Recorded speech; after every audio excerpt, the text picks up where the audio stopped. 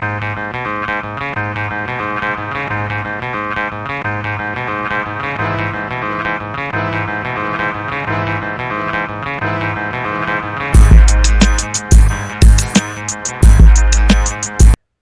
into a new episode of the J-Rock Show. I'm your host, Jason J.K. Candell. Hope you all have had a great week so far, because I've certainly had a great week covering all of this bedlam across the SimWorld U slate. Duke, North Carolina, Kentucky, Alabama. The bedlam didn't end, and I'm excited. I don't have a guest today, unfortunately. Just too much scouting, too much coverage going on. SimWorld TV's got me traveling everywhere, but doesn't matter. I'm back in the studios right now, flying solo today to talk about what's been going down. And let's start with the segment I brought up last week when Suno was here. The J-Rock Performer of the Week. And our J-Rock Performer of the Week, my boy Kenneth Klum, formerly a SimWorld Prep, the Memphis freshman, went for 20 second half points in the victory over Jackson State, made 8 threes, and I don't understand how you leave a sharpshooter that open. I know Jackson State is one of the worst defensive teams in SimWorld U, but not an excuse to let Kenneth Klum absolutely light you up. Lace Darius Outlaw got hurt. Bam Wallace got hurt. All these big stars got hurt, but for Memphis, in the face of their key player getting hurt, it's their true freshman coming up with one of his biggest performances of the season. I was impressed watching that game on CBS, or on SimWorld TV, excuse me. But definitely a lot of intrigue on the slate this weekend. Duke knocked off North Carolina in the rivalry game. Duke controversially dropped to number 2 in the SP rankings. Not really sure why. They hadn't played in about 3.5 weeks, yet they were still penalized for some reason. I make it make sense to me, ladies and gentlemen, because I have no idea what's been going on. And they beat UNC and Miami this week, 2 real heavy hitters in the ACC. I don't care that Miami's record's bad. They're still a very tough out, especially on their home floor. And Duke beat them by 30. They blasted them. Like, Dominic Bianco's and Jermaine McElmore are trying to put this Miami team on their back, and Duke made them look foolish. But that Duke-UNC game was a lot of fun. Cameron Indoor Stadium. Tickets were going for, I think, $2,000 for nosebleeds. That's insane. I love a rivalry atmosphere, but let me watch that on TV like I did. I'll save my money. But Cooper Flagg, just absolute beast. 7 points in the last 3 or so minutes in the Duke victory. That Cameron Indoor Stadium crowd can get loud. Cooper Flagg, there's a reason my man B-Ron calls him the basketball cyborg. It's because every time he's attacking the rim, he's just got so much athleticism that he gives defenders absolute hell. It's insane to me. But some disaster did strike the Blue Devils after falling to number 2. They'll probably go back up to number 1 come Sunday, but Jeremiah Minor expected to miss extended time. He's averaging 16 a game, 40% from deep. He's the true second fiddle for Duke behind Cooper Flagg.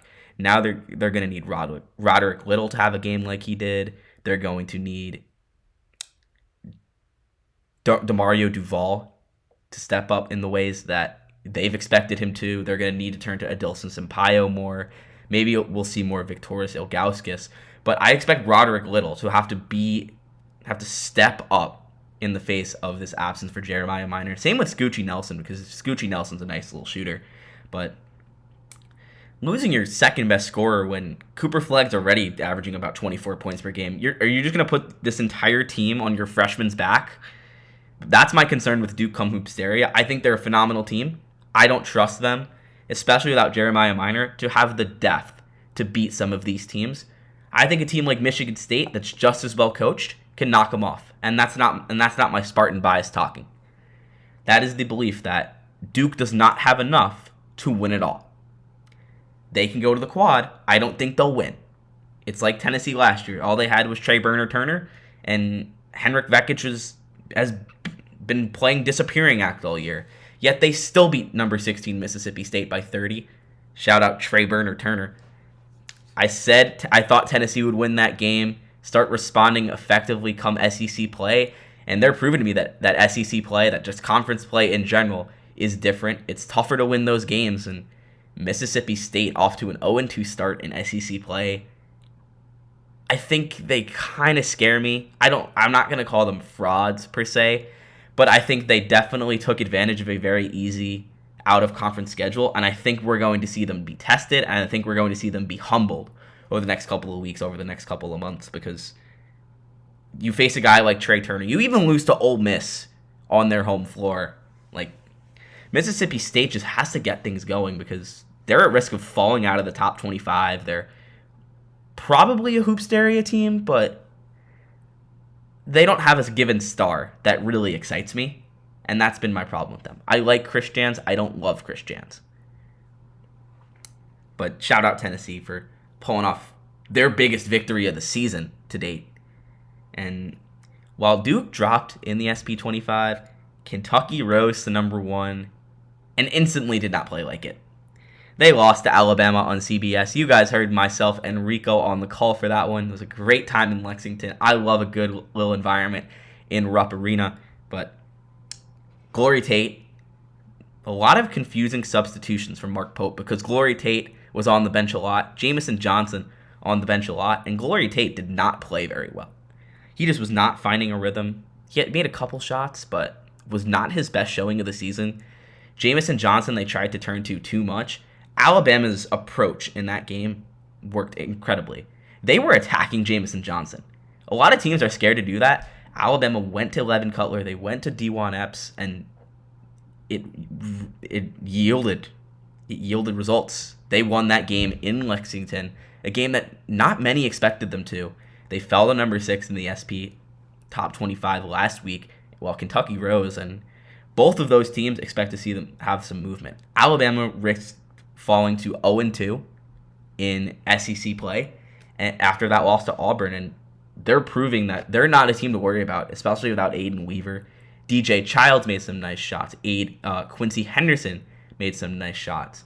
Levin Cutler had one of his most consistent games of the season.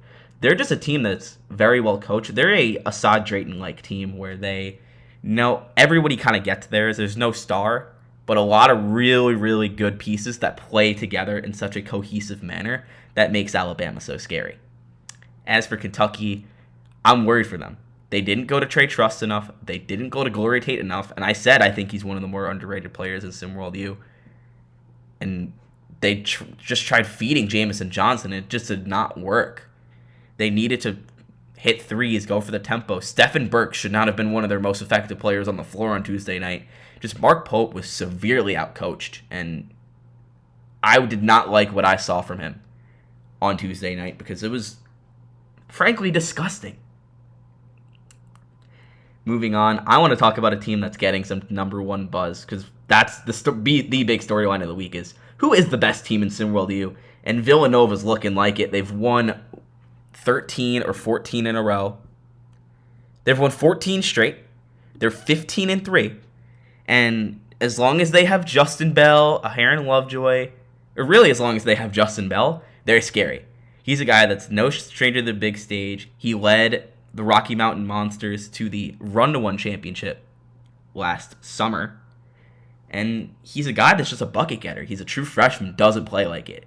He plays with composition. I see those Kevin Durant, those Brandon Ingram comps because he's skinny and he's just so tough to guard. And I've been trying to get him on the show. So Justin Bell, if you are listening to this is your public request or proposition, what have you, to appear on my show in the next couple of weeks because I would love to pick your brain. I would love to hear about your SimWorld U journey.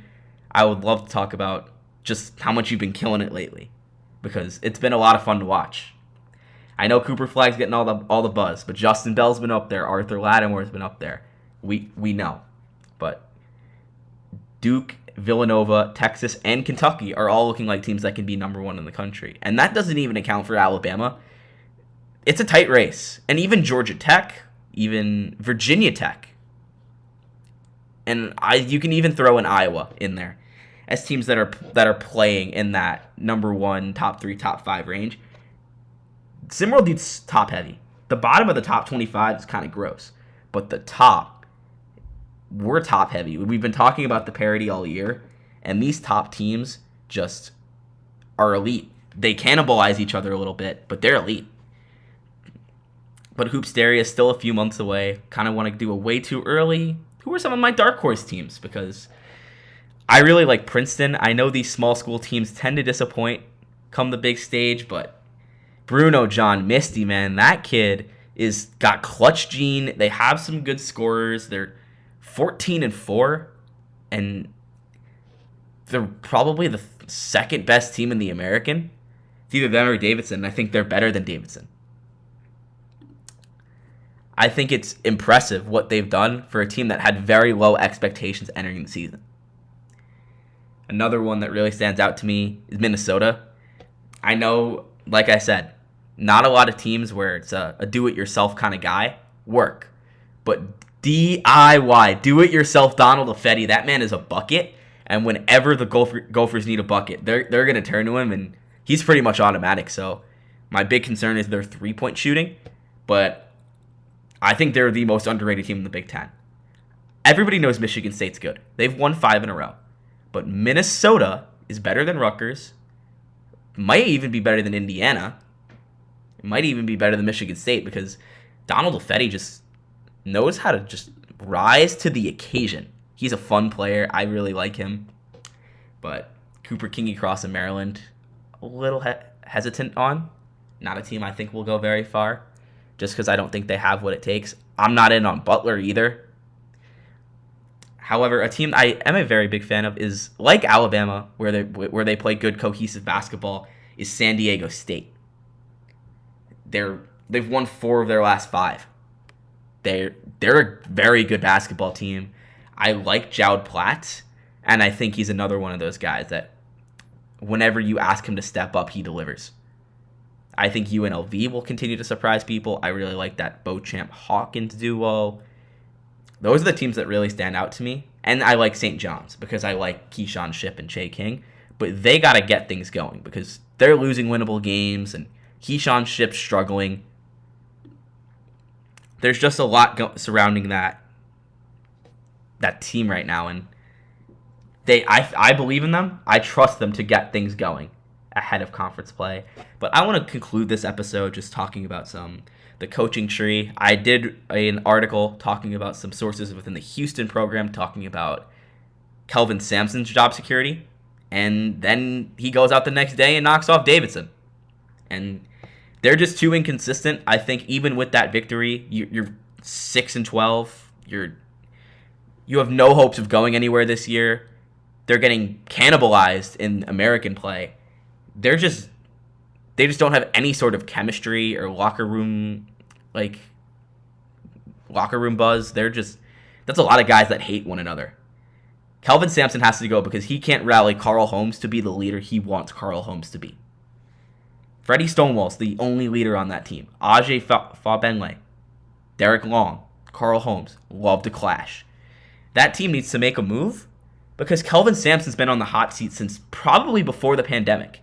He's made 1 quad appearance in 10 years at Houston, and he's a guy that's typically a first or second round exit in Hoopsteria. They lost in the first round last year. They got killed in the first round last year, no less. They're talented, yet they disappoint every year. I think you bring in a guy like Dre Pope, I think he'll get the most out of the talent on that team. Dre Pope, good friend of mine, really good basketball mind, and I think that he's somebody that will end up making the jump to SimWorld U. And I think he'll kind of jump at a job like Houston where they have so much talent and where he has so much to work with. Unlike an Assad Drayton who's trying to rebuild a program like Syracuse from the ground up, who yesterday did bring in Abdul Salamanca. Shout out Coach Drayton bringing in some recruits, starting to turn Syracuse in the right direction. But who knows? Georgia Tech beat them on Wednesday. There's just so much that's went on this week, and next week's only going to get crazier. We're going to see some more Big Ten action.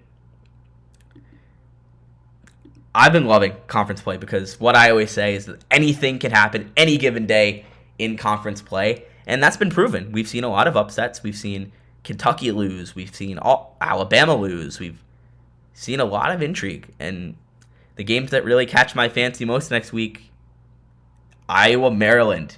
Cooper, Kingy, Cross, and Lamarian Sherwood on the same floor. And Illinois, Rutgers that same night on Monday night. Dylan Harper, D'Angelo Jordan, two of the brightest freshmen in SimWorld U going at it.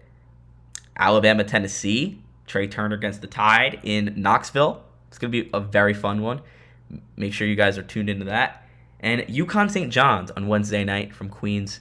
Just two of the most fun to watch Big East teams, and even Oregon, Arizona on Thursday night. Just way too much excitement that is going through the air now that conference play is here. I'm feeling it. I hope you all are too. But that's going to do it for this episode of the J-Rock Show. Appreciate you all tuning in. Expecting to have a guest next week. Coach Skinny, I'm looking at you. Or Rip Akir. But either way, I'm having some conversations, trying to make some more guest interviews happen. Appreciate you tuning in. Hope you're all having a great week. And remember, folks, SimWorld, the only place you can see the game, be the game.